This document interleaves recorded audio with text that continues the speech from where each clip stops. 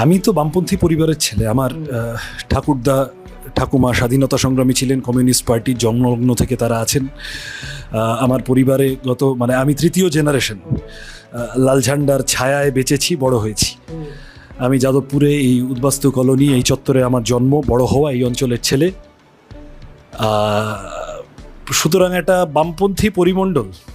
আমার জীবনের প্রথম ভোট বুদ্ধদেব ভট্টাচার্যকে দেওয়া, সেইটার মধ্যে আস্তে আস্তে থাকা, স্কুল জীবন থেকে এসএফআই, এবং তারপরে দীর্ঘ এসএফআই এর কাজ, আস্তে আস্তে হাতে সাদা ঝান্ডাটা লাল ঝান্ডা হয়ে গেছে।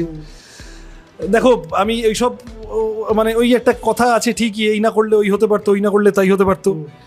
ফাইনালি তুমি যখন শেষ নিঃশ্বাস ত্যাগ করবে, তুমি তখন কি ভেবে মারা যাবে?